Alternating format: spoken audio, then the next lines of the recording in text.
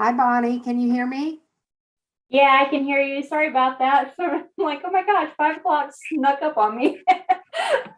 Oh, good. I'm glad that was it. I was worried you were having technical difficulties. No, luckily I'm not. I'm trying to get out of a bunch of stuff because my internet had slowed down. So Okay. Well, hi, Suzanne. I'll just. Hey. Oh,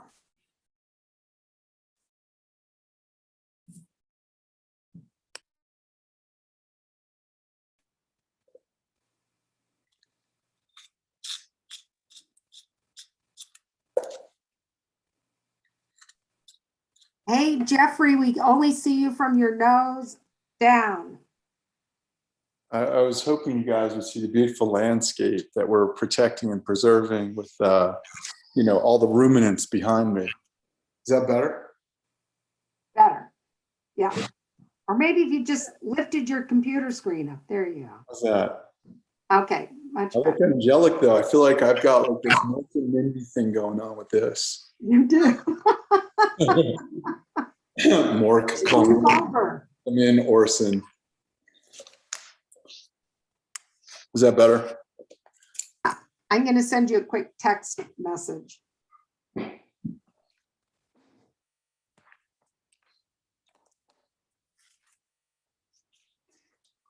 Good afternoon, Miss Caskies. Are you really plural? Okay. I was like, wait. I'm only one. It's like Dear Hammer. Are there one M's or two? And if there's only one, then can we just use the name that way through the whole packet? Right. Did I not? If you do a search, you will find both Dear Hammer and Dear Hammer. In my memo and reso? In the packet, there's multiple spellings of the applicant's name. I did not include that in my nitpick memo. Come on, you have to admit, it's cool.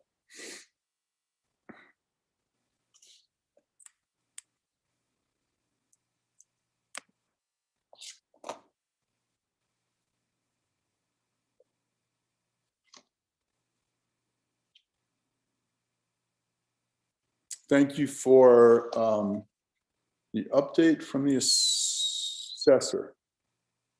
Thank you. And John McBride says hello to everyone. He asked me how much I weigh and whether, and I was thinking about lying because I knew there was an over under in terms of what he could get off the ground in Old Snowmass with.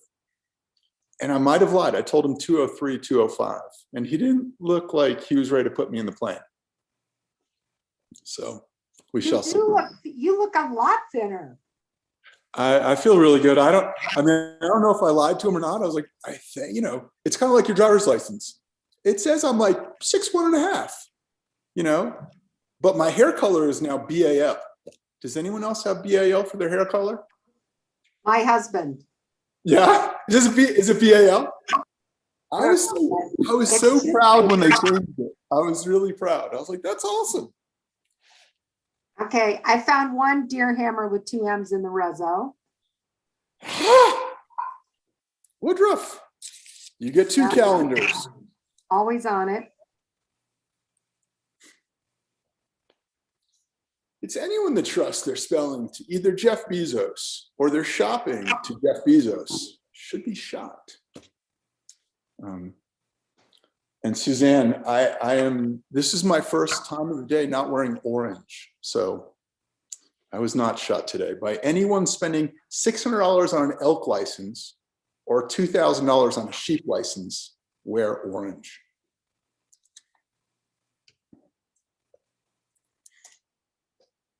The same paragraph that I copied from the memo to the reso. Yeah. Has 2 M's. But that's it. All right. So technically it's only 1. It's still a misspelling of the applicant's name. Let's just leave it at that.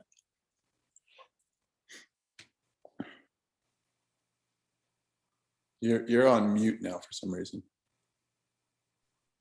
Bonnie, you asked everybody else to show up 20 minutes early so you can get them connected. Where are they? Yeah, and I even showed up late. So this is really, there's Patrick. Those PSR. We were supposed to have Cliff, Chelsea, Monty, and Craybacher for sure.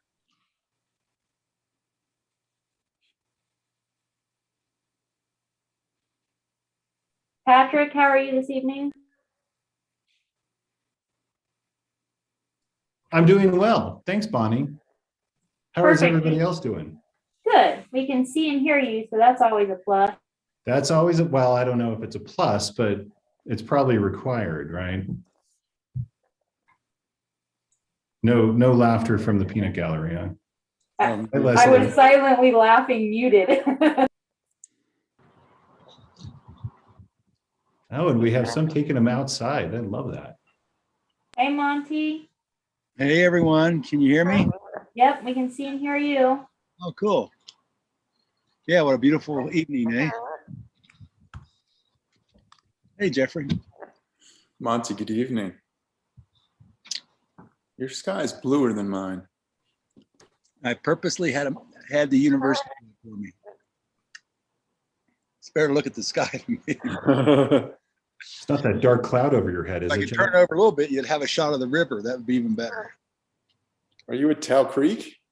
No, I'm on Waterstone, over in Woody Creek. But I've been down there a bunch.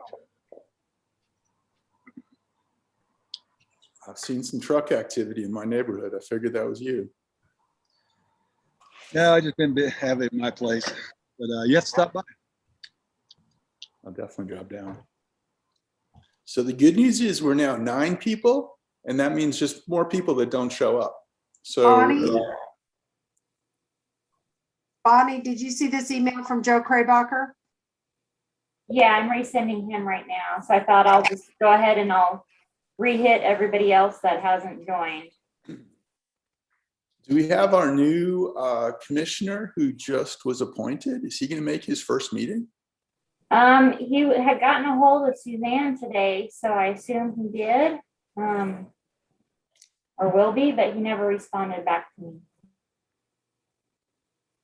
Patrick, thanks so much for your patience in this application. We appreciate the fact that we asked for an extra 2 weeks and not to hold this during the high holidays. So thank you for.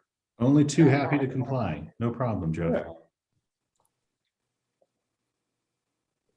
Just give me 2 more weeks to do something else, Yeah.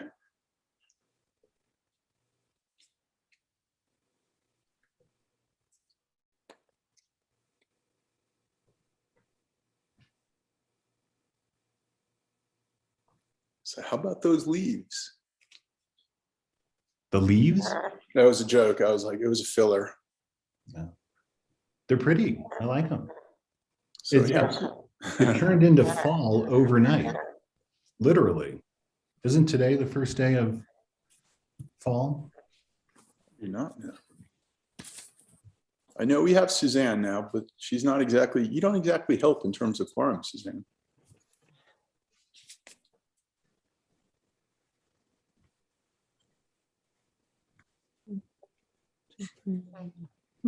Why don't I help in terms of, or are you No, talking? sorry, about- real Suzanne. Oh, I am the real Suzanne. You're new Suzanne, she's old Suzanne. No, I'm older than that Suzanne. Never mind. Sorry, staff doesn't count towards quorum. Is that easier? Yeah, that is.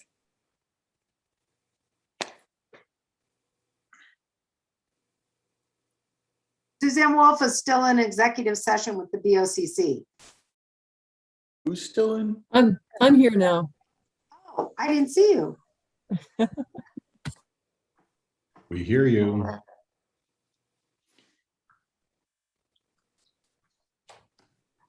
I see you. So Bonnie, maybe you can help. I know we were expecting Joe and who else? We were expecting Joe, Cliff Cliff, and Chelsea. Chelsea, And I believe the new gentleman, but I'm gonna go ahead and send everybody just the general link and telling them to contact me if I need to upgrade them from panelists, so. Or upgrade them to a panelist. Right now, I don't have anybody else on, so. And I just resent out their links again. Patrick, are we waiting for anyone else on your team? Nope, we're all here. Cool.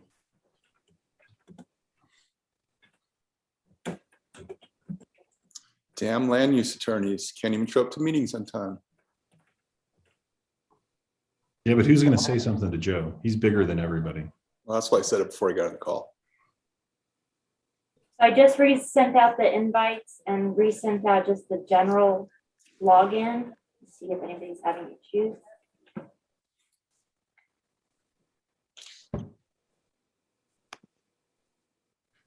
Yeah, it looks like Joe was looking for the link at 4:59. So if you resent it, you should jump on.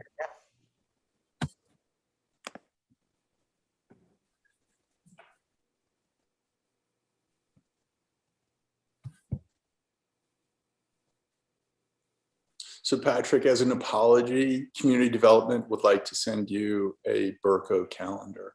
We apologize for your time and for the 4 minutes of your life that we've just cost you. You will get a Burko calendar. You know, since I no longer work for Howie and Nora, I don't get a Burko calendar anymore. So I've had a gaping hole in my life. So that would be lovely. We will get you a Burko calendar. There's no conflict of interest. It's a calendar. I thought you were about to say a bottle of Irish whiskey or something, and I was starting to get excited, but I'll take a calendar. That'd be lovely. The only thing within my remit I could potentially give away is a Burko calendar. Those are all of the convivial gifts that we have in community development. Maybe $100 for Pitkin County landfill. About one of those plastic cups. You'll have to speak with Suzanne, above my pay grade. Suzanne Caskey, you'll find this humorous. I was supposed to read at Mass last week, and I forgot. Oh, no. I'm just absolutely, completely mortified that I did that. It's never happened to me. And so I emailed Father and I said, I'm so sorry that this has happened. Yeah. And guess what? He responded back that he likes scotch. So I guess I have to get our parish priest a bottle of scotch. I can't remember who read. I think Jason and Julia covered for me. Oh. Is that at I was 10 at the o'clock? 10, yeah. 10 o'clock. Yeah. Oh, yeah, I see. Yeah, you guys usually go to the 7:30, right? We do. Yes, we do. In fact, I just went in a minute ago to tell John that we were all sitting here tapping our fingers, waiting for a quorum, and ask him if he wanted to come and say hello. But I'm going to take you to say hello to him. Okay. Well, I thought you were going to see if he could join as a commissioner. Maybe he will. Or you can tell him that you like scotch. Or no, that was somebody else. Suzanne, we do have Joe Kraybacher, but unfortunately, given we are now a 9-person committee, Yeah. We require one more individual and/or a cat Okay. for our 5th-person quorum. But we like the tour. Joe Kraybacher, thank you. Well, can we get John Keller? John, He knows a thing or two about land. he just told me that he missed the reading he was supposed to. Hey, John, Patrick, how's it going, sir? I'm good, thanks. And you? Yeah, I just told Suzanne that I was scheduled to read at 10 o'clock last week and I missed it. And as my penance, Father gave me a bottle of scotch for him, not for me, for him. All right. Yeah, all right. Well, I think that's a decent penance. It's not bad. I've had worse, certainly. Absolutely. Oh, that sounds good. Well, I never did get out to the Bombay bar. Oh, Bob's away. Okay. Well, next time. I went all the way out to the West Mesa and climbed one of the volcanoes out there. Oh. So that was, what I did over the weekend. Played golf a couple of times and saw my brothers, and so that was had a good time in Albuquerque. Good. Well, I'm glad you're back safe. Well, we'll get to the Bombay bar though. Appreciate it. Okay. Thanks, Patrick. See you later. Yeah, John.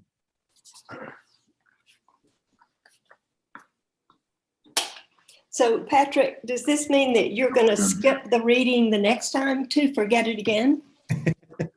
Then I get 2 bottles, right? We could get together and drink them both. So it is 5:08 p.m. Mr. Cliff Weiss has joined us. Jeffrey, Chelsea is joining here in a few seconds, and also Matthews.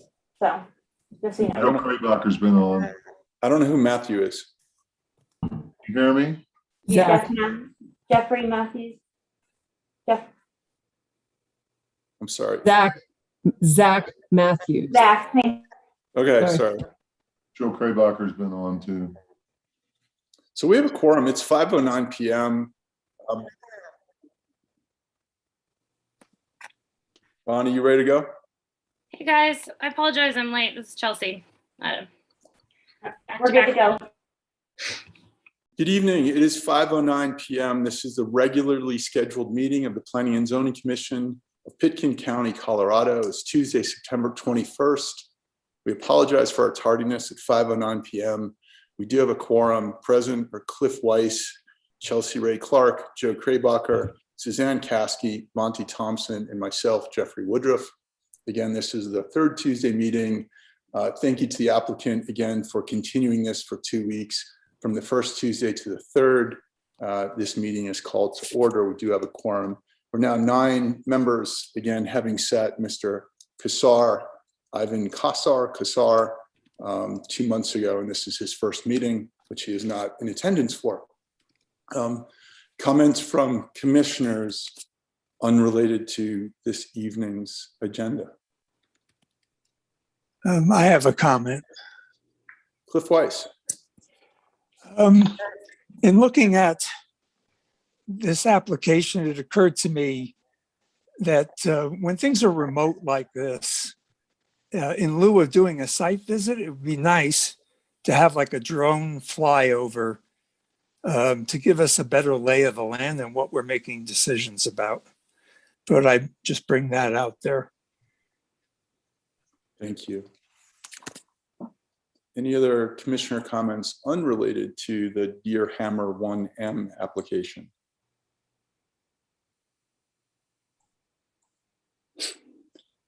Staff comment? Yes. Jeffrey, the member who was supposed to come today, the new member, Yeah. his name is spelled, it looks like Ivan, but he pronounces it Ivan. He's originally from Malta. Okay. Malta is a rock that we missed during World War II.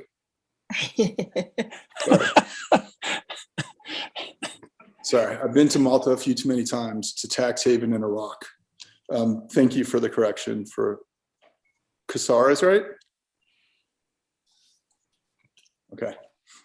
Ivan Kasar from the Rock. Any other commissioner comments unrelated to the Deer Hammer application? Staff comments unrelated to the Deer Hammer application? Suzanne. Thanks, Jeffrey. Yeah, I'm sorry Yvonne's not here. He did contact me and I know was trying to get the information. He had definitely planned to participate 2 weeks ago and I knew he was going to be out of town, but was still planning to join remotely. But I think he may be somewhere where there's sketchy internet and that may have been the issue to join tonight. But he has been in contact with us. So hopefully for the next meeting. And just quickly on that, for the 5th of October, we do have a special district request that we need to bring to you. When those come to the BOCC and the clerk, there's a very tight time frame under state statute for that to be, for the P&Z to make a recommendation and then for that to go in front of the BOCC. So we plan to bring it to you on the 5th and then it will be in front of the BOCC on the 13th. And I think that just showed up about 10 days ago. So like I said, the time frame's very tight under statute. Cindy and Ellen will take the opportunity, since you all are gathering on the 5th, to give you an update on their work on various master plans. So those will be the items for you on the 5th. I think that's it. Excellent. Bonnie or Leslie Lamont, anything unrelated to the Deer Hammer application? Nothing. Excellent. This is a public meeting. Any, even though the notice said it went out September 20th, I'm assuming it didn't go out on September 20th, but that's what the packet reads as. Any public comments unrelated to this evening's Deer Hammer application?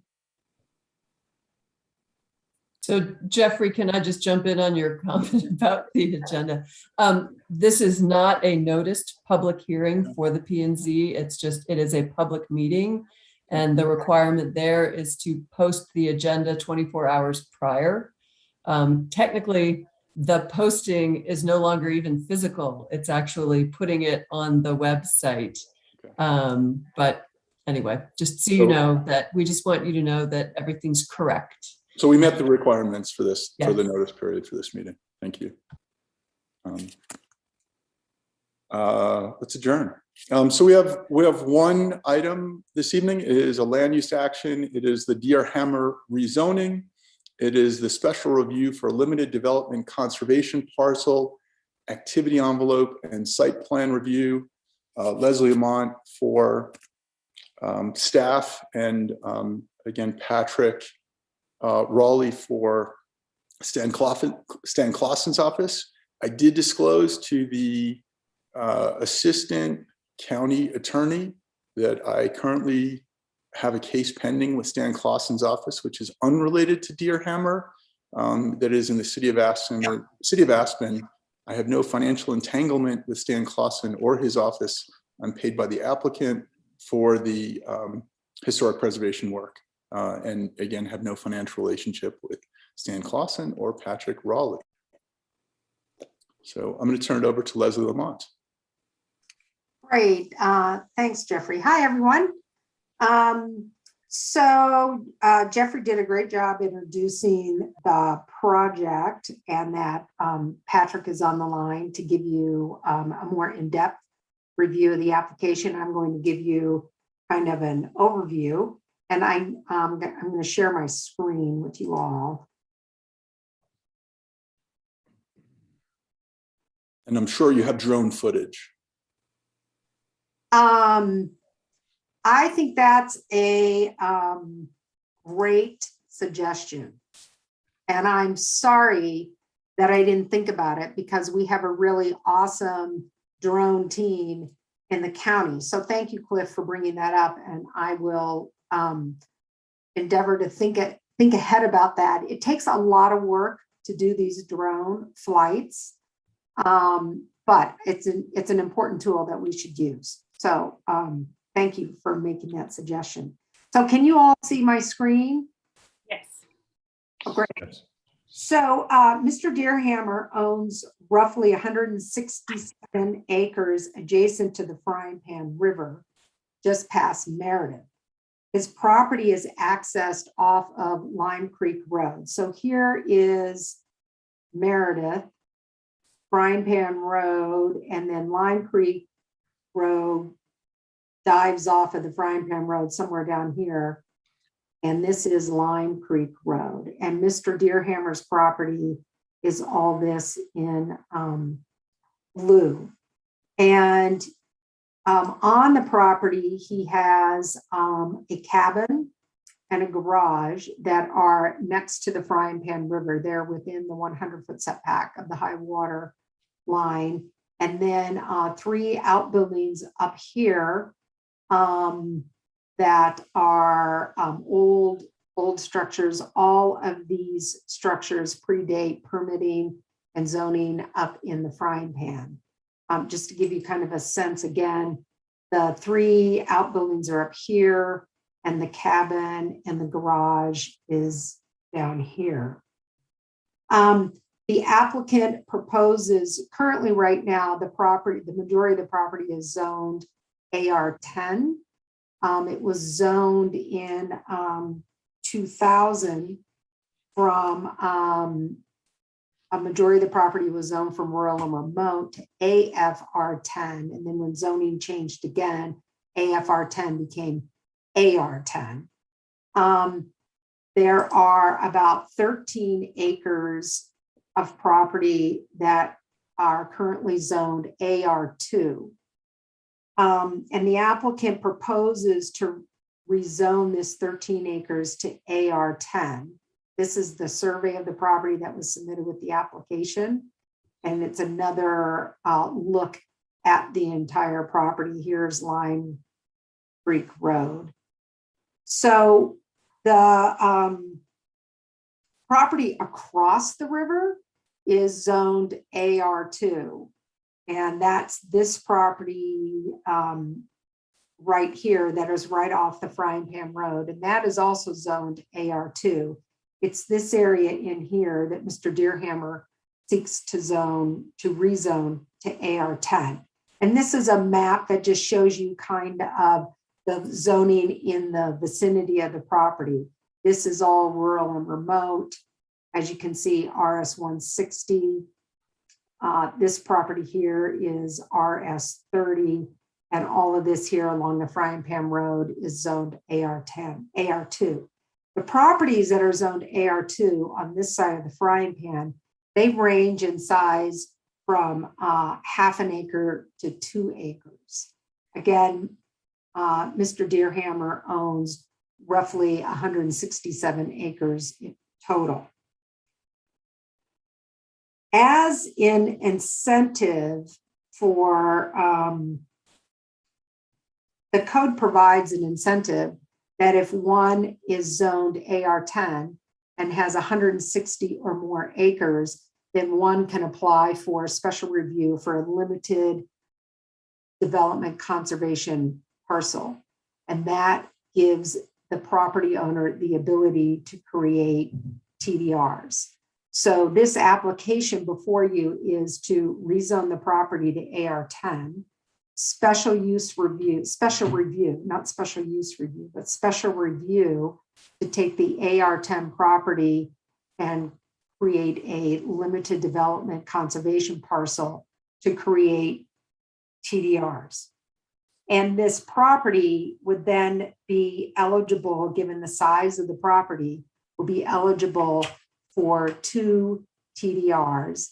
Because there is an existing dwelling unit on the property, you deduct 70 acres out of the 160 acres, because the applicant is also willing to limit the size of the house to 3,250 square feet. So the size of the property is 160 acres. You deduct 70 because there's an existing dwelling on the property, and then he gets 2 TDRs because of the size of the property. The applicant is also willing to limit the size of the house to 3,250 square feet, which gives him the ability for a 3rd TDR.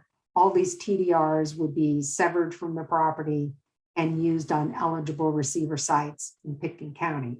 I just want to show you, again, this is where the existing dwelling unit is, the cabin down here. The cabin and the garage total 960 square feet. This zone district creating a limited development conservation parcel also requires, if there's development on the property, to go through activity envelope review and site plan review. At this point in time, the applicant's not proposing any changes to the existing development on the property. So activity envelope and site plan is crafting an activity envelope around the existing development on the property to establish that activity envelope. If there's any future development that's proposed on the property, then that would trigger a site plan review, and we would look at what that development entails. But for example, this area here is within the 100-foot setback of the high water mark. So our legal non-conforming section of the code would come into play if one wanted to expand the size of the cabin. The applicant, as I said earlier, is limiting the ultimate square footage of the property of the principal residence. I'm sorry, the code says principal structure to 3,250 square feet. But again, our non-conforming section of the code would kick in for any proposal that was within the 100-foot setback of the river.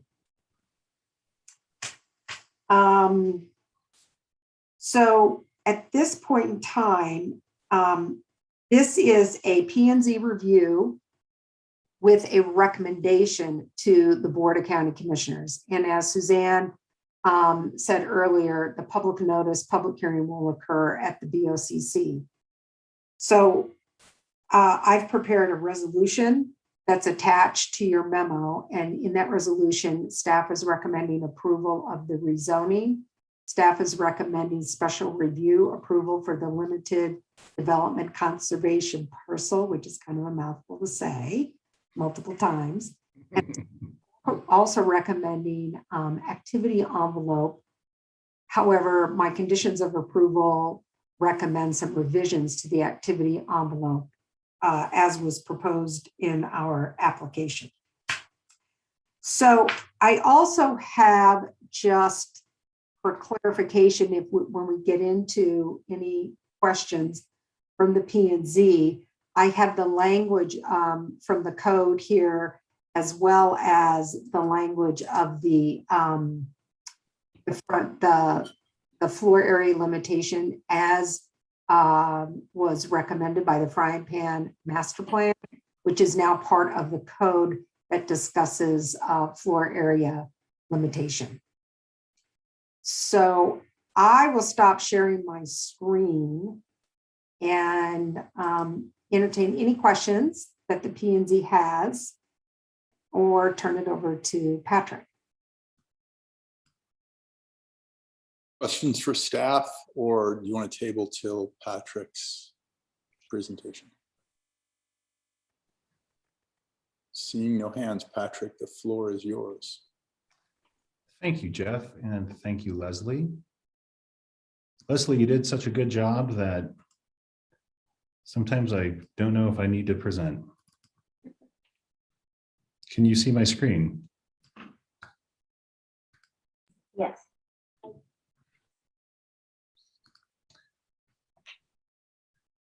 So Cliff, to answer your question, I actually do have some images here of the site. So hopefully that gives you at least a inkling of the character of the property. I think it does capture quite a lot, and there's maybe a little bit more complexity to the property, but I think the most pertinent views are what you're seeing up on your screen, and we'll use these views moving through. So hopefully that answers some of the questions of the character.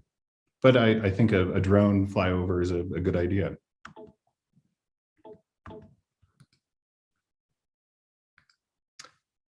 So as Leslie went over, I'll do this briefly since you just heard it, but it's always helpful to hear it twice. It's a 167.528 acre parcel on the banks of Lime Creek and the Frying Pan River. That is based off a brand new survey that we had recently completed. So that is a verifiable 167 plus acres. The Deerhammer family has actually owned and continually lived on this property, worked it as well for many years, I believe 1952. Oh, and I should also point out, for the record, my name is Patrick Raleigh, Stan Clausen Associates. I am joined in the room by Stan Deerhammer. He's with me and available if we need to refer to any questions to him, but I will be doing the presentation, so you can direct all questions to me. So the Deerhammer family has lived and worked the property for many years. 1952, I believe, is what Stan has told me. His father has run cattle on it, and Stan has really grown up on the property. So it's been in the family, and he hopes to keep it that way. As Leslie pointed out, the 13 acres of the property that are zoned AR2, we need to rezone to AR10 to allow for that limited development conservation parcel. It is a mouthful, Leslie, to say, but with that rezoning, we would be over the 160 acre threshold. So then as a limited development conservation parcel, as Leslie just pointed out, 3 TDRs are being requested. 2 come from the acreage of the site, and I'll go over the math of how these TDRs are created, and 1 from that voluntary reduction on the future house size to 3250, even though no development is currently proposed with this land use application. And then finally, we provide a activity envelope around the existing development, and we have modified that to meet some of staff's conditions, and I'll review that later in the presentation. And then also just to capture the existing site conditions through a site plan approval. So as I just said, no new development is proposed at this time, though the land use code does provide through the limited development conservation parcel the creation of 1 residence. So that is something that is part and parcel of the code. That would be limited to 3250. So the conservation easement, which will be over the rest of the property beyond the activity envelope, will be administered by the Pitkin County Open Space and Trails. And we have had a meeting with the Open Space and Trails where we, I believe, received a unanimous recommendation of approval or acceptance of the concept of this conservation easement. And in that discussion with OST, you know, the scenic and rural character that is being preserved by this conservation easement really was the important factor for them. And I think it really is the important factor for you to consider today, is that in exchange for the granting of the TDRs, that the community really gets a wonderful piece of conservation in a highly visible location. And then finally, Mr. Deerhammer has agreed to provide a fishing easement on Lime Creek. It's very good fishing up there. Please don't tell too many people, but it is good fishing. And we looked at both the Frying Pan and Lime Creek, and because of site characteristics, which you'll see in a moment, it was decided that Lime Creek was likely the best candidate for a fishing easement, and Mr. Deerhammer is only too happy to provide one.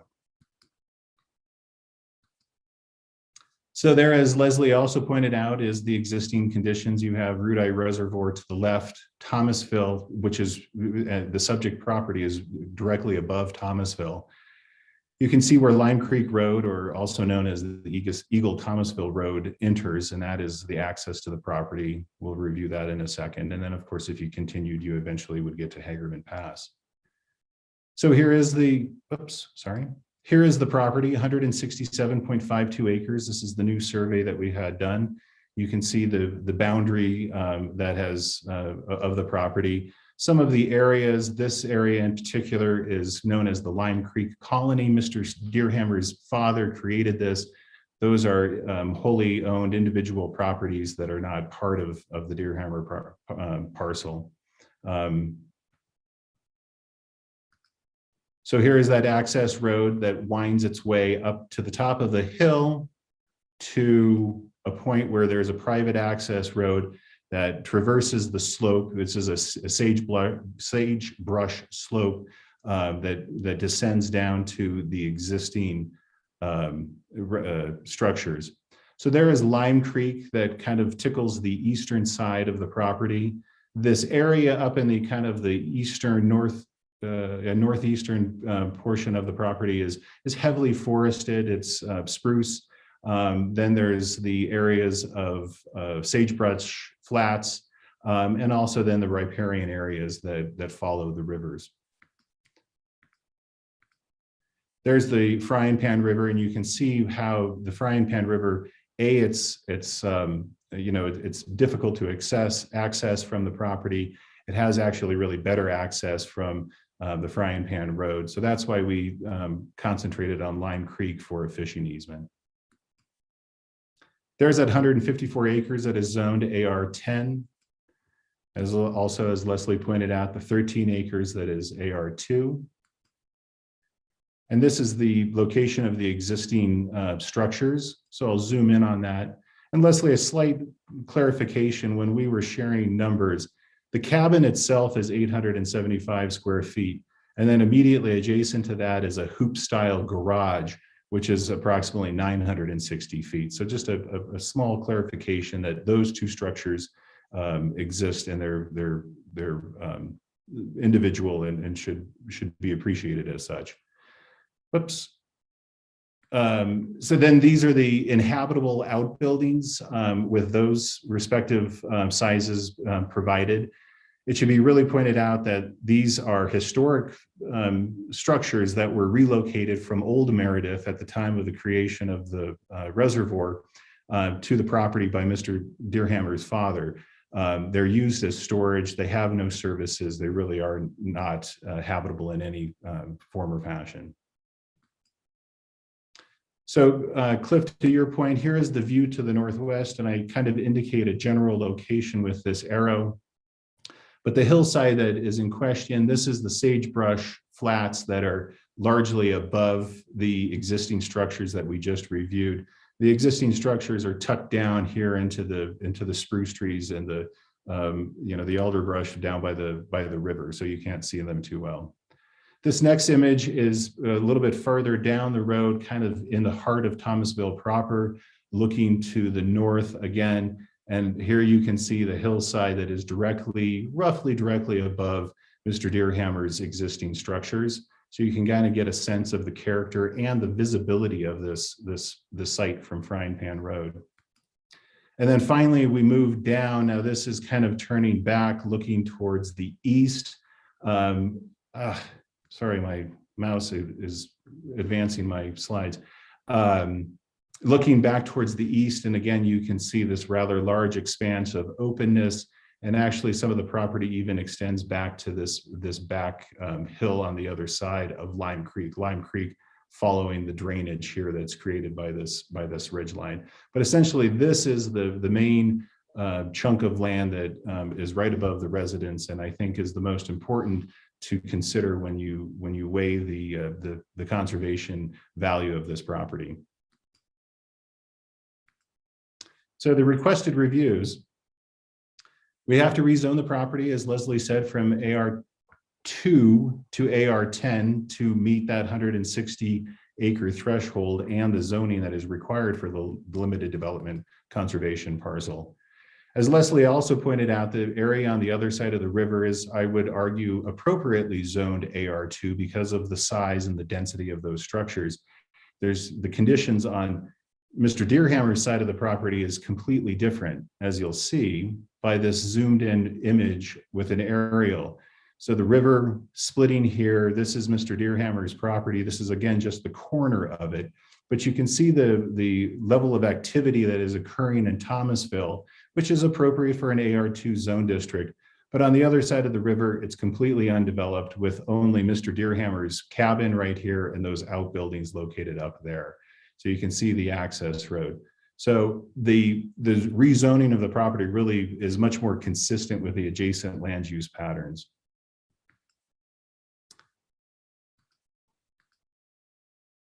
So the rezoning will support the greater conformity with the county master plan, which always seeks to preserve the rural and open nature of the county.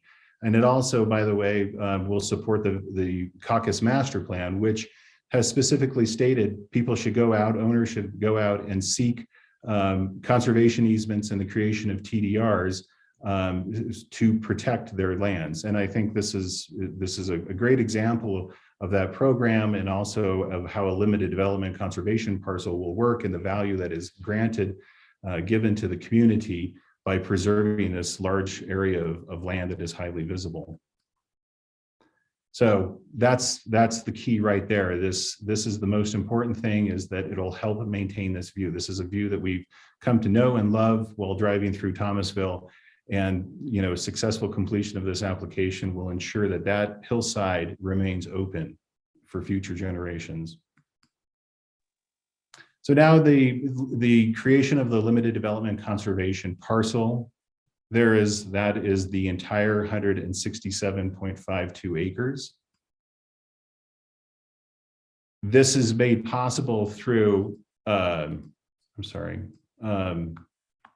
this would ensure that this area remains open through conservation, and the character is preserved through the creation of TDRs, which removes the development rights. So while the property could conceivably receive some development, and it would be likely on those very visible portions of the Sagebrush Flats there, close to the river, that ability is removed through the approval of the limited development conservation parcel and the creation of TDRs. So the creation of a LDCP does not conflict with the land use code. As Leslie has pointed out in our staff memo, we meet all of the applicable code requirements. This maintains the health, safety, and welfare of the community. I would say it really provides a great deal for the health, safety, and welfare of the community by providing large areas of open space that will remain open in perpetuity, and also providing some protection from development pressures for the folks down in Thomasville. This, as I just said, complements the adjacent land uses because it does protect Thomasville and removes that development pressure. And as I've previously said, it also supports the Caucus Master Plan, which urges people, property owners, to go out and seek this very type of activity so that their properties can be remained open and with the scenic qualities intact. It's consistent with the zoning of AR10 once we rezone the entire property. This is provided for, and LDCP is provided for in the AR10 zone district. And finally, adequate facilities do exist, as we have no development plans right now. The existing conditions will remain unchanged, and they have been shown to operate just nicely, and so there will be no pressure on facilities. So the next level is the creation of the TDRs by the fact of the LDCP. Oops.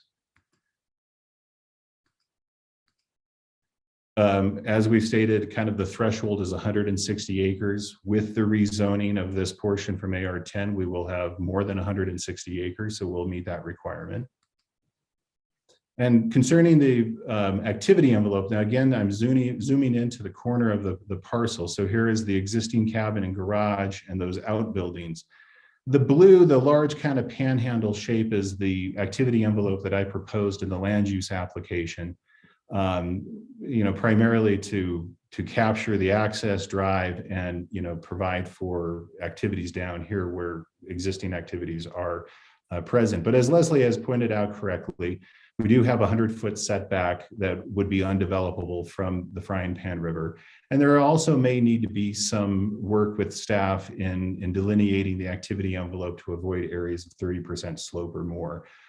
The applicant is completely fine with doing that. So kind of this darker color still provides for the access road. It captures the existing outbuildings, but then has its own little frying pan down to the existing house with the connecting roadway. So we're more than happy to work with staff in fine-tuning that activity envelope that will contain the development. So here's the kind of the convoluted math of the creation of the TDRs.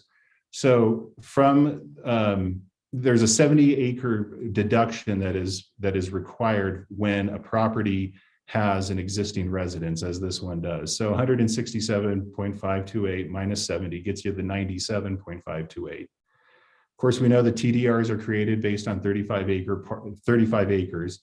So dividing the 97.52 by 35, you get 2.7.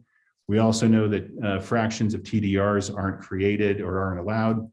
So that provides for the 2 TDRs that are generated from the acreage. And as Leslie has pointed out, the Mr. Deerhammer is limiting the floor area for the future development that is provided for by the code down to 3,250. So for that 2,500 square feet that we are foregoing, we get an additional TDR. So that's where you arrive at the 3 TDRs. I'm sorry, my mouse is really sensitive.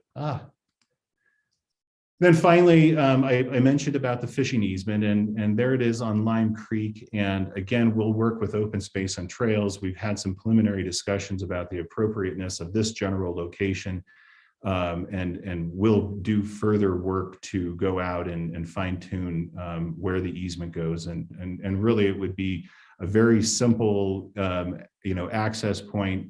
May or may not have a parking area associated, but it takes people going on the road will go right by here. So that's a nice place for people to get in, and a nice community benefit for people to enjoy Lime Creek as it crosses Mr. Deerhammer's property. So finally, I think, again, I can't reiterate enough that the main point here is, while all of this other stuff is going on, this is what the community gets. It's the preservation of this really visible hillside that could easily receive, single family homes up there. And I think that would be diminishing the scenic qualities of the area. And so we're, very happy to answer any questions and go over anything else that may not have been clear. So thank you very much.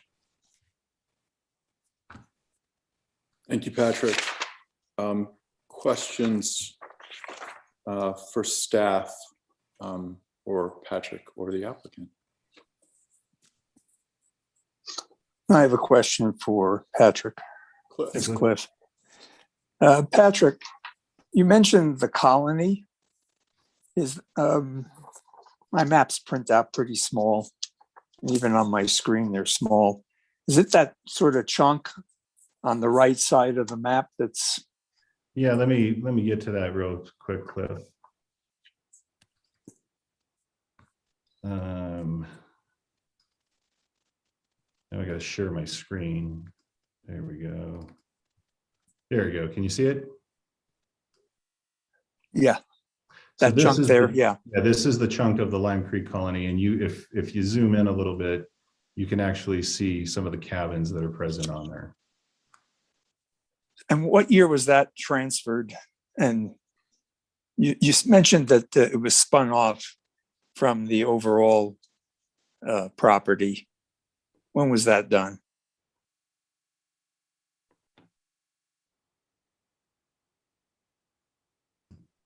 So Mr. Deerhammer reports it was about in the mid 60s. Oh, okay. And Cliff, just to jump in.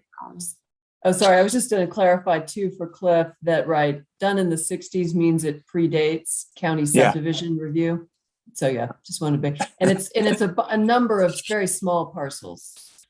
Yeah, they're very small with a very small cabin associated with them. Right. Is it zoned now?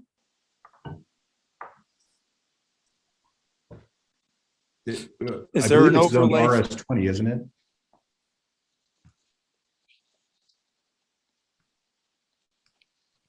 Okay. It's currently zoned AR10. Oh, AR10, okay. Can you see this little Lime Creek colony from the road that you photographed and showed us, Patrick?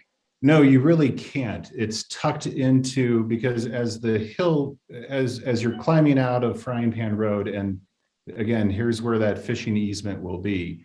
This is, this is a ridge line right here, which you could see in those images. And then that image, the ridge line in the back was over here. So you're in a rather deep valley canyon, and they really are not visible at all until you're right on top of them. Yeah, I'm looking at it on my little satellite, and I don't. It looks like it's downhill, but I don't have a topo map, so that makes sense.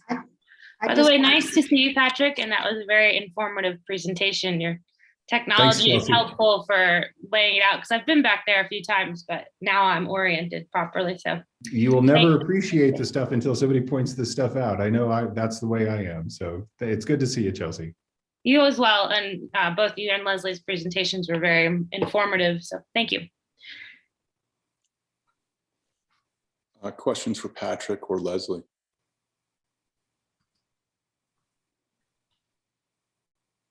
I see Jeffrey Woodruff has his hand raised. Any other commissioner questions or comments? So Leslie and Patrick, I'm going to divide my questions in two parts, because to me, you're trying to establish that you have 160 acres is one part of the application in order to get your 2 TDRs. And then you're trying to establish a diminution in building size or square footage, which is the additional one. And so on page 41 of the application, it lists the square footage of the Deerhammer parcel as 148.21. And that was, that's Pitkin County GIS. The way TDRs work, the lot as of the 6th of December 2006 had to be 160 acres. And so the way I read both Pitkin County GIS and then the square footage numbers we've seen over time from this lot, ranging from 148 to 167, the applicant, and again, I appreciate the fact that this is a conservation proposal. We should be saying, awesome, let's conserve this parcel, but it doesn't appear that you meet the TDR requirements, which would be the first two, which is you're not zoned AR10, you're not 160 acres, you look like you're 148, even as per your own application. And even if the survey date was February, then how come Pitkin County's assessor's office is still reflecting the old number? So that's sort of one question, which is, it doesn't feel like the application meets the granting of TDR, 2 TDRs and the 160 acres based on what's in this packet or based on the series of what's gone on with the BOCC. And then the second would be, given note 11, the client is only decreasing their primary residence by 750 square feet, which would mean you're not eligible for a TDR. You're not decreasing house size by 2,500. This is the frying pan. You have a potential of a 4,000 square foot house, and you're only decreasing it by 750 square feet to 3,250. So it doesn't, again, I love that we're getting applications that are about protecting and reducing growth. And I buy into the arguments, but it doesn't, I don't believe, according to the land use code, that you meet the requirements for the 160 acres, nor for the diminution from 5,750 to 3,250. I don't buy that you're decreasing development by 2,500 square feet because you're in the frying pan and you've already been, tied by note 11. So 2 questions, very long-winded, sorry, but would love your thoughts on both. You would like my thoughts first? Okay, well, as far as the acreage is concerned, GIS is notoriously not survey accurate, as I've experienced multiple times today in erroneous locations of property lines. And it's just simply, that's not the level of detail that GIS can provide us. The 167.52 acres was very, very carefully mapped by a land surveyor. We have a stamped survey in front of you, and he has verified that the property does in fact contain 167.52 acres. So, I think that is the best piece of information that we can go on. And I would say that we clearly meet the 160 acre threshold if we are allowed to rezone. And that's your second question, is the rezoning. And I hesitated to call this a mapping error on the zoning, because who knows really what went into the delineation of the AR2 and the AR10. Did people, perform a site visit? We don't know. But I think it's clear, as I illustrated, that the zoning is appropriate on the other side of the river from Mr. Deerhammer's property, that is zoned AR2 with its dense, neighborhood-esque development that you appreciate when you go through Thomasville. And that the other side of the river is contiguous to the remainder part of the AR10. And in fact, it is integral to the remainder of the property, because that is where the primary residence is located. So I think the rezoning is an appropriate correction, if you want to call it that. I hesitated to call it an error, but correcting something that I think is more appropriate, that it's supported by staff. Staff has seen the value in correcting the zoning. So I think on both your zoning comment and the acreage comment, I think we have an answer for that. So you've notified the assessor that the parcel should be listed as 167.528 acres as per the February. We have not, but we would be happy to do that if it were appropriate and requested by staff, as we have a stamped survey that I know was very carefully done. So I am more than willing to stand on the survey that you have in front of you. Because again, it's just sort of odd that all of the times this lot has come in front of the BOCC, the lot's changed multiple times in square footage. So there's another, the 2001 BOCC recitals puts the parcel size at 145.42 acres. I'll chime in here just because I see it as a really minor detail, because I run into problems with assessor records all the time in almost every single county. So it's not unusual for the GIS mapping program to get it wrong. And it's very not unusual for the assessor to be inaccurate, give or take an acre or two on something that's that large. So I don't see that as an issue. And I think it's clever that Patrick's come up with the scheme of putting the AR2 parcel that is contiguous in the AR10 zoning designation to make it all the same zoning. And I also think there's enough room there with 167 that it meets the land use requirement and according to the code. So I'm okay with it.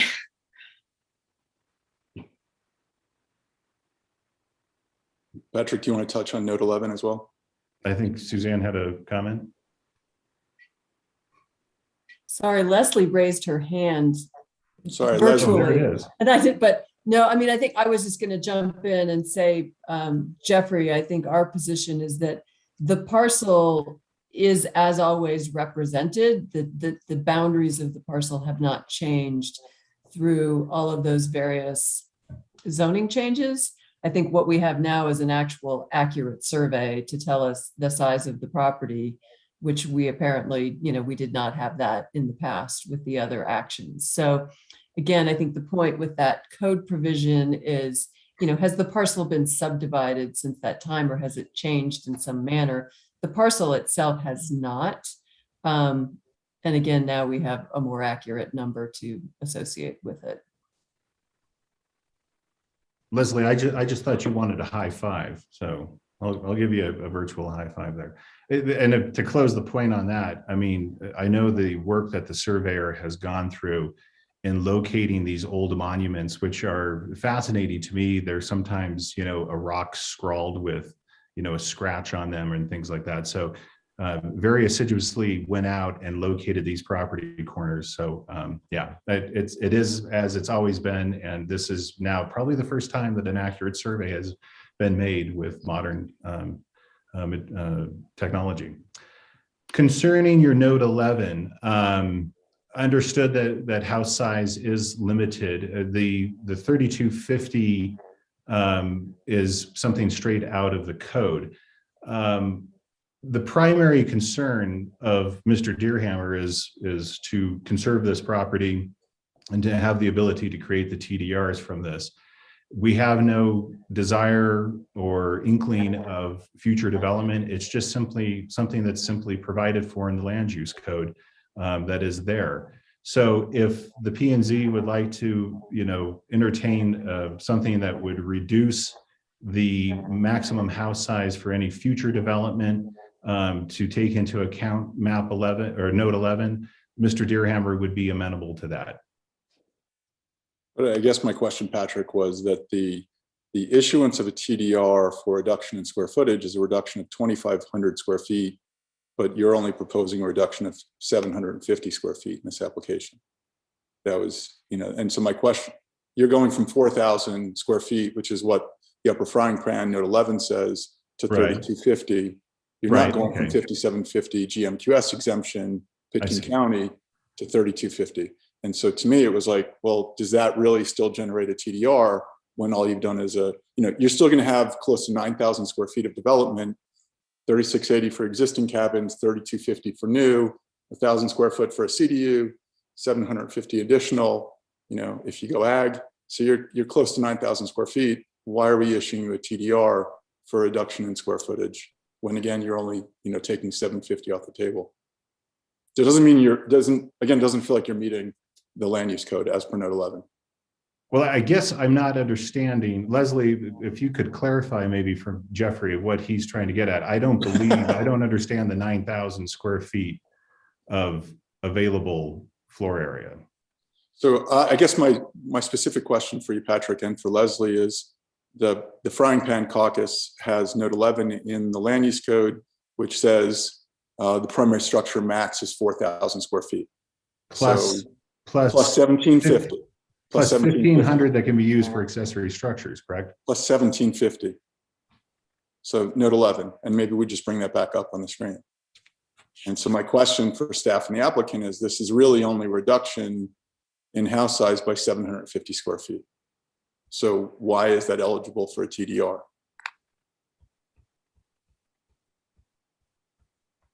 Patrick, do you want to stop sharing your screen and I can pull that line up? Thank you. Sorry.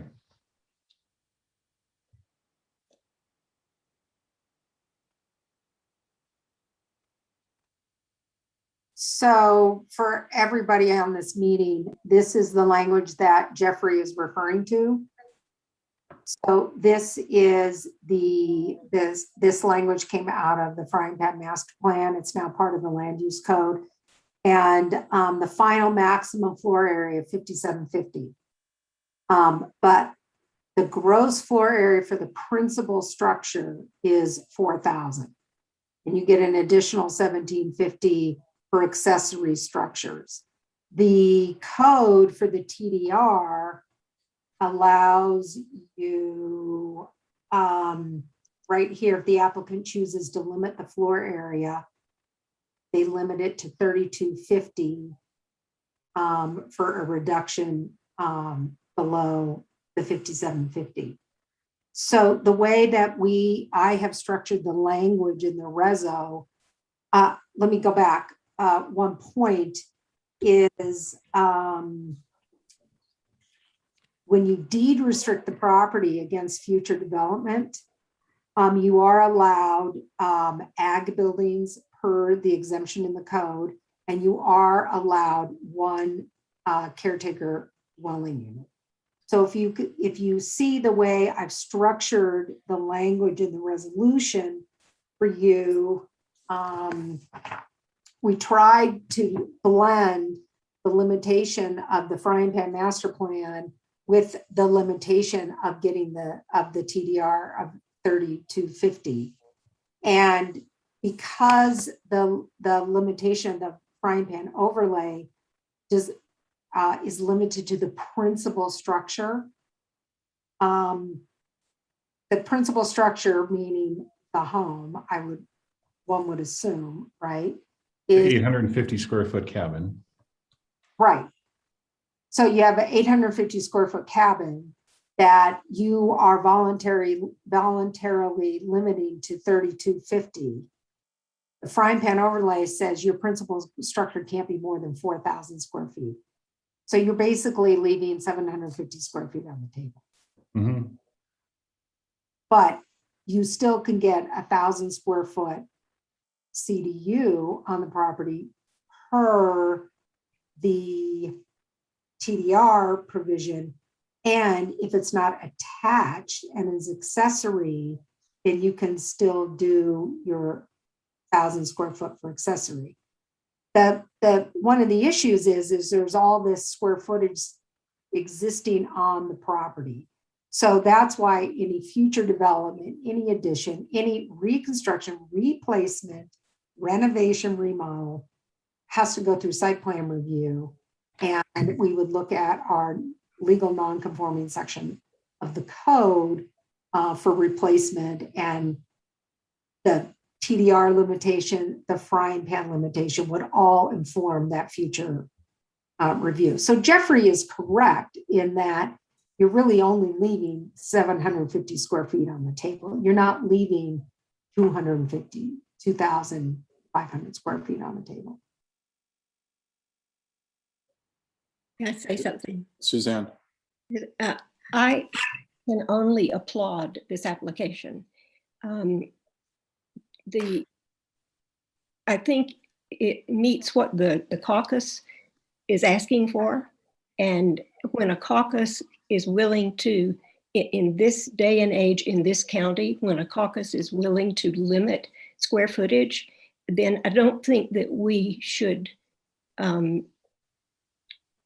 this is not the right way to put it, but get picky about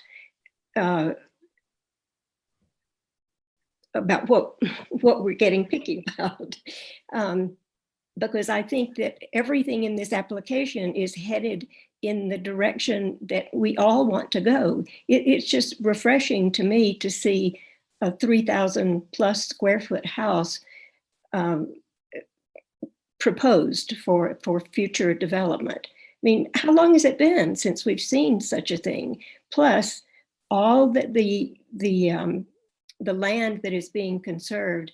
I thank the Deerhammers very much for doing this, and I will vote yes on it.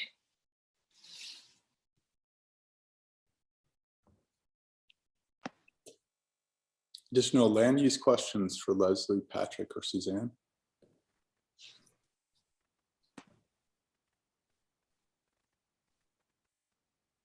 One more question. Cliff, and then Joe, please. Jeffrey, you mentioned something near 9,000 worth of total development potential. And I realize some of this comes up later in a site review, but I'm a little uncomfortable with the sound of that, not to mention below grade FAR.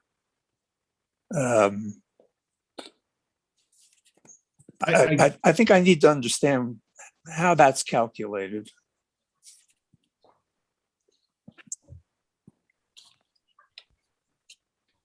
So I put back up on the screen, can you guys see the where the structures are and the square footages? Cliff? Yes. So what's your question? Your question is, how is it calculated? Yes, I mean, 9,000.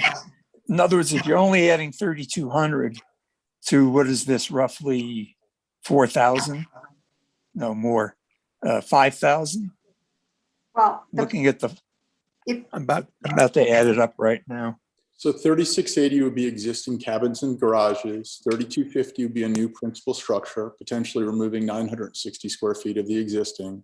You could still add 1,000 square foot CDU, and an additional 750 feet of square footage would be allowed. So you're bordering 9,000 before an ag exemption. And got it. Again, my only point in bringing up square footage was to say, is the reduction, which is only 750 square feet, equal to a TDR? And does the land use code, according to Leslie and or Suzanne, say, yes, we issue a TDR for the reduction of 750 square feet when the code says 2,500? So my estimate is they don't meet the land use code for the reduction in the principal structure as per the land use code, which would look for a reduction of 2,500 square feet. That's my argument. Got it. Does anyone need to see the code language again? It's based on a reduction of 2,500 square feet. So sure, that would be, please, yes. Which is overall floor area. And Leslie, do you count the outbuildings? I believe you excluded the outbuildings. Is that not correct? Excluded the outbuildings? From floor area calculation? I think it's really principal structure, but again, you could bring up the code. Well, no, the principal structure, Jeffrey, is limited to 4,000 square feet. Principal structure.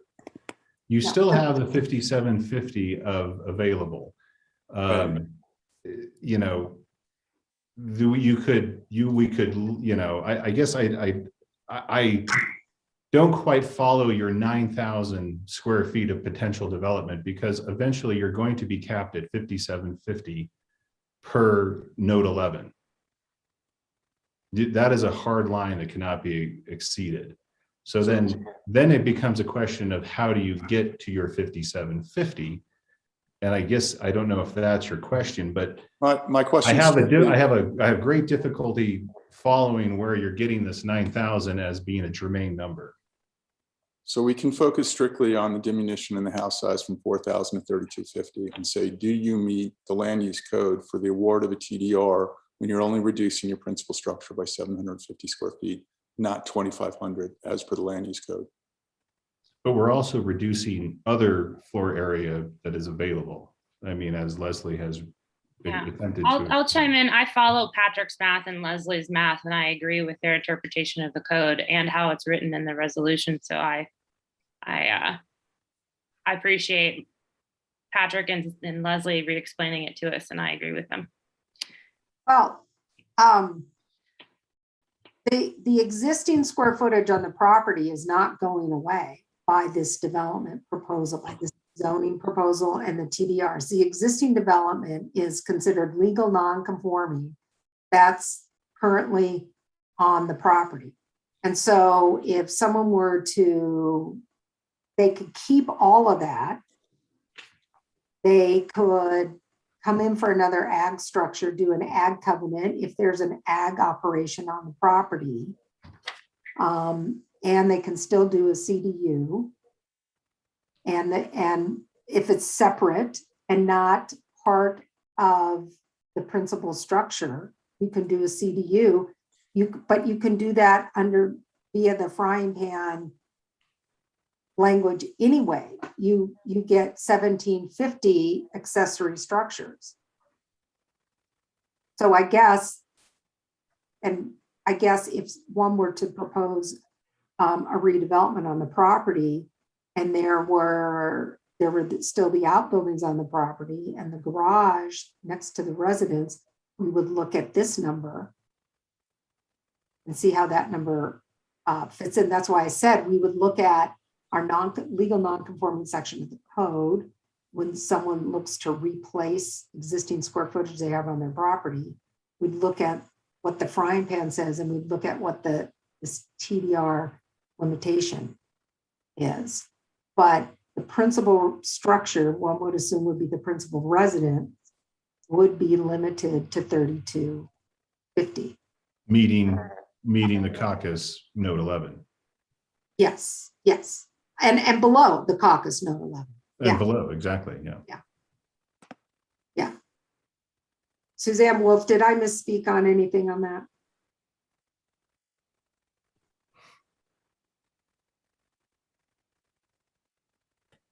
I mean, all I can add, I guess, again, it's the intent clearly was looking at an allowance for someone to keep their existing development and have the right to expand. We haven't done many of these limited development conservation parcels, and we have not done one in the frying pan area. So we haven't overlaid these two provisions together before. So, I mean, I think it's a really good discussion to try and understand, where everybody falls out on those, how those two overlap. We really did look at it as that potential to expand, to have 5750 for a principal residence. Again, that's split under the frying pan overlay. But again, I think we were seeing that, right, they are agreeing to reduce that potential, future potential floor area, which is what the code, is looking for in terms of that additional TDR. But I do see, I understand too, where Jeffrey's coming from as to, well, if they couldn't go over 4,000 for that residence anyway, but they could still have accessory structures. So again, I think we were trying to provide flexibility with the provision because we wanted people to have the opportunity to keep their existing development and have some expansion. But then it's what is it to, I guess, get that, the additional TDR for that floor area reduction? What does that look like? So where we were looking at the overall 5750, taking that down to the 3250 and seeing that that's still consistent with the overlay.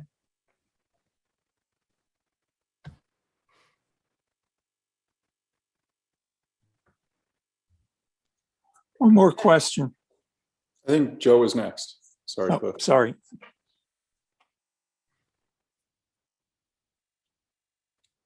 Joe? Trying. Yeah. So my question, or at least one is, the 13-acre parcel that's being rezoned to AR2 versus AR10, maybe staff could explain are there any significant differences in those zone districts? I guess would probably be just uses, because there's going to be a limitation on square footage. I believe AR2 is an FAR zone district, but presumably with 13 acres is plenty. But in any event, I was just curious why the 13-acre parcel is being rezoned to AR2 versus staying its current AR10 status. The 13 acres is currently AR2. And they're seeking to rezone it to AR10. Okay, I had it backwards. Sorry about that. Which is consistent with the rest of his property, but the zone districts that give you the ability to seek unlimited development conservation parcel are AR10 and a bunch of other zone districts. AR2 is not one of them. So the whole property needs to be zoned AR10. And then the property is also 160 plus acres. So that's two of the thresholds to get to the conservation. Got it. The last question, I guess, is the ag buildings.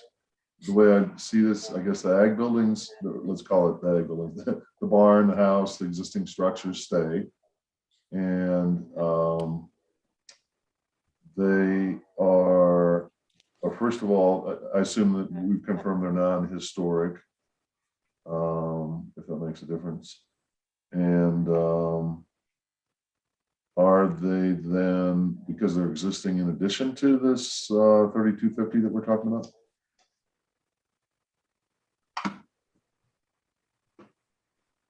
Yeah, and that's Jeffrey's point, is that there's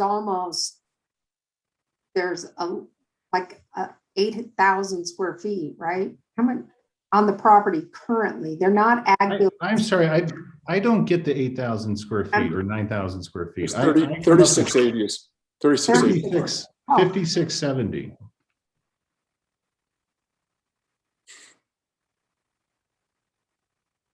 What number? Well, if you take the 3,860 square feet that is in the outbuilding, which are storage buildings, Joe, they're really not a barn. They're just old buildings that have been relocated.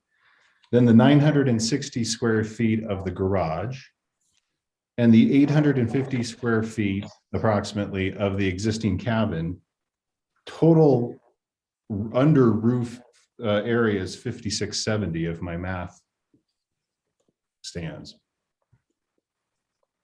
Okay, that answers my question. Thanks. So you're limited to 5750 no matter how you slice or dice this activity.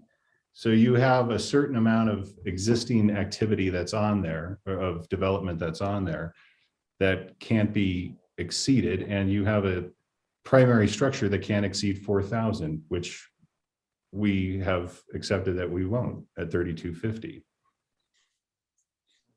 Again, I cannot stress enough that there is no, I mean, this is just something that's in the land use code. We have no desire moving forward to redevelop anything, but that's where I'm coming of existing square footage is 5670.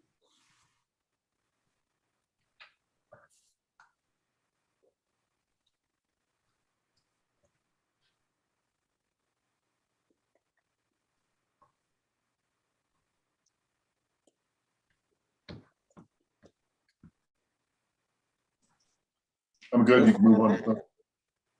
Cliff?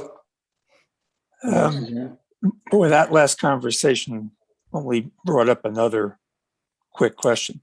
I understood from what I've read in the packet and what you all are saying is that the 3,860 square feet will be, it already exists, and then they're going to add on another 3,250 plus 1750.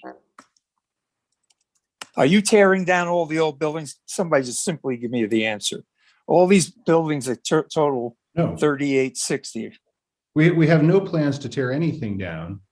But as I just pointed out, there's 3860 in outbuildings. We'll call those the things in the corner, the barn, the cabin, as they're labeled on the survey, which is not an accurate label. I mean, maybe that's what they look like, but then you have a 960 square foot, thank you, Leslie, 960 foot garage. And one thing that I pointed out is Leslie, when we were talking about these numbers, she asked me for the garage, and I had previously provided the area of the cabin, so I didn't do that again, but which wasn't captured here.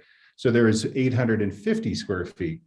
And I saw everybody looking at their pen and paper. That adds up to 5670, if I can add correctly. And that's existing development today. There's nothing else. We're always limited to 5750, no matter how you cut it. So there's no request or no desire to go over 5750. And we're actually voluntarily limiting the house size to 3250 of the primary residence, but you would still have the ability to develop 5,750 square feet of floor area in a caretaker dwelling unit or accessory structures. In addition to these cabins, barns, and what have you? No. Okay. If you wanted to go to 5750, you would have to rejigger the existing floor area that's out there. Okay. So even in the future, under future site review, total is 5750, and you're limiting that to two structures, one 3250 and one 1750. You have 1750 of available in accessory structures. The principal residence, the principal structure is limited to 4,000. So you have 4,000 house and then 1750 of accessory structures, which could be a CDU, could be outbuildings, could be something else, but you have a hard line where there's no 9,000 square feet that's getting developed on this parcel ever. Okay, thanks for clarifying that. And I just want to add, Cliff, that even though the frying pan overlay says the final maximum for your principal structures is 4,000, this application is limiting it to 3,250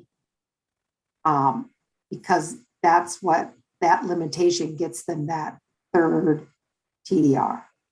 However, one could propose an ag operation on the property, and one could build a ag exempt building according to the TDR section of the code. But not under the LDCP.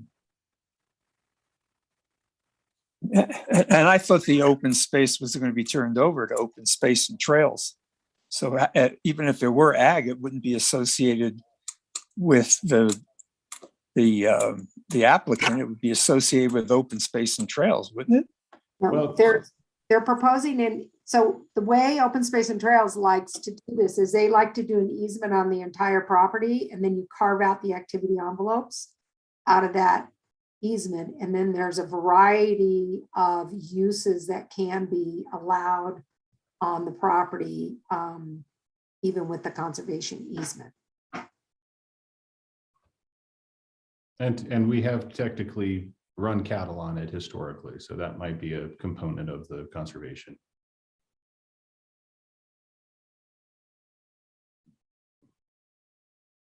Suzanne Caskey. Yes.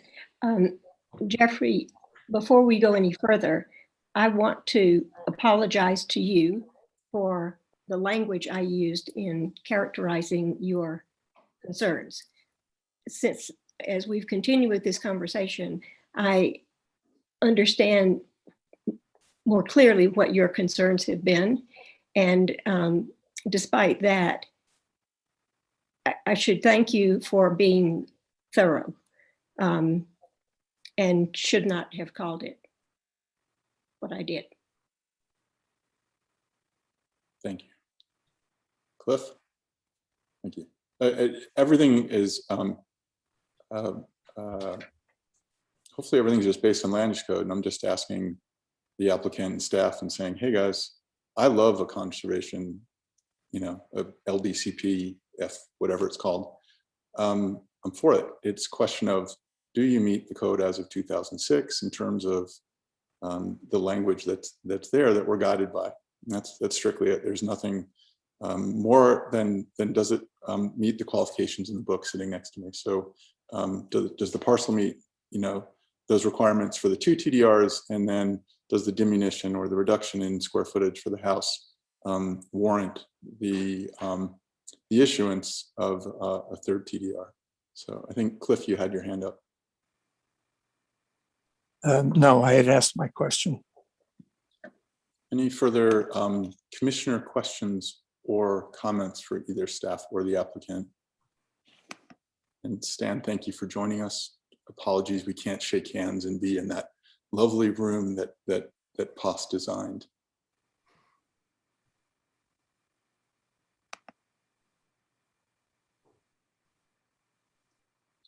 Jeffrey? Suzanne, or sorry, Cindy, Leslie.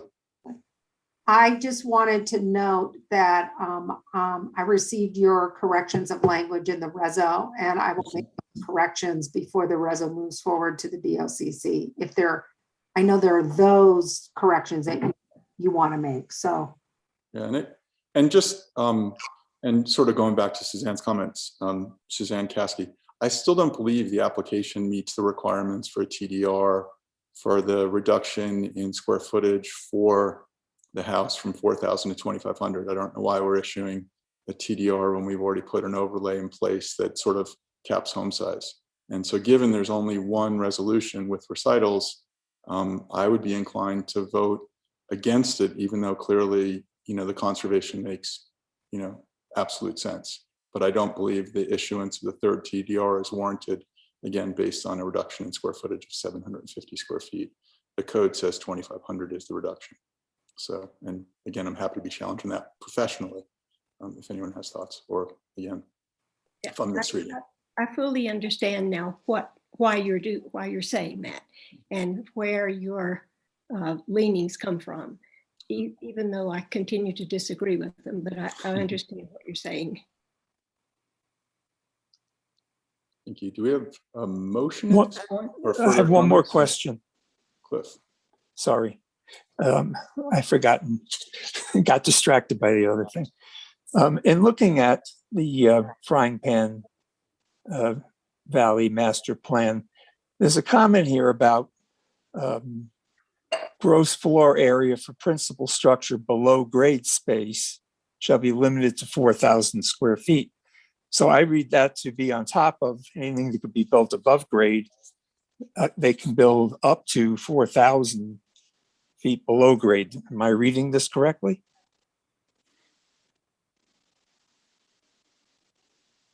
Basement.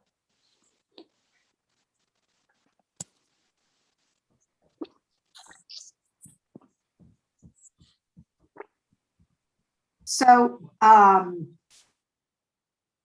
including all below grade space and attached accessory structures shall be limited to 4,000 square feet. Was that your question, Cliff? Yeah, I'm looking at the packet versus what you just put up in front of me. Okay, got it. Yeah. So it includes everything. And if they want to attach a CDU to that, that will be part of the 3250 because they're limiting to 3250 for the one structure. Okay.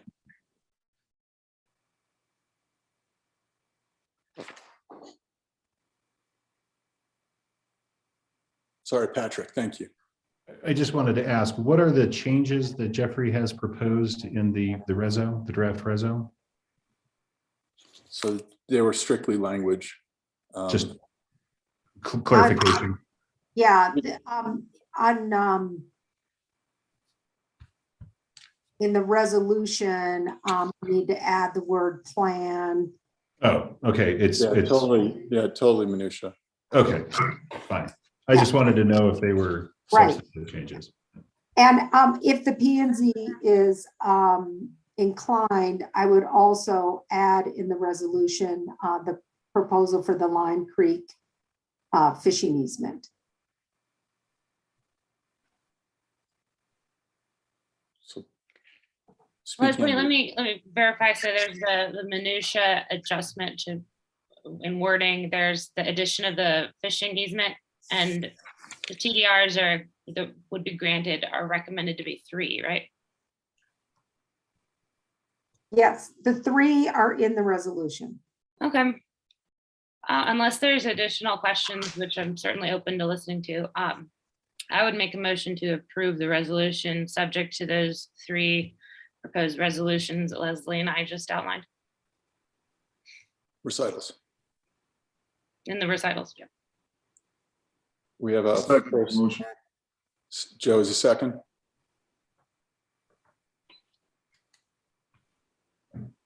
Joe Kraybacher, I hear a second. That's an affirm, yes. Okay. Second. Any further questions or comments? At this point, we have a first and a second for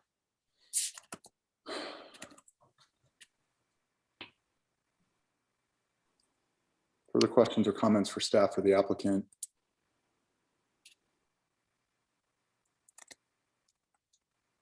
Any hands? No hands? At this point, we have a resolution of the Planning and Zoning Commission of Pitkin County, Colorado, approving the Deer Hammer rezoning special use review for a limited development conservation parcel and activity envelope and site plan, and certifying the zoning plan to the Board of County Commissioners of Pitkin County, Colorado. In the motion, Chelsea outlined that there was the addition of the Lime Creek fishing easement, and the word master plan was an update to the language within the draft on page 115. I'm just going to go down the list in Zoom order. Chelsea Clark. I vote yes. Cliff Weiss. Yes. Joe Kraybacher. I think I'm going to vote no against my second. No, just kidding. I vote yes. Don't give me a heart attack. Joe, what are you doing? Funny man. Monty Thompson. Yes.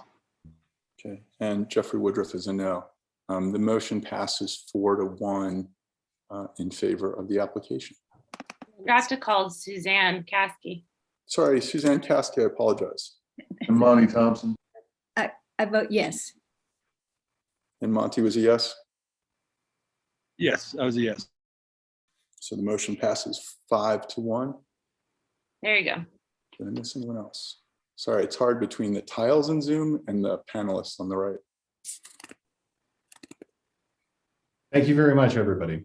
Patrick, thank you for your time and for the application. And Yeah. thank you to Stanley for his work in conserving the frying pan. So much appreciated.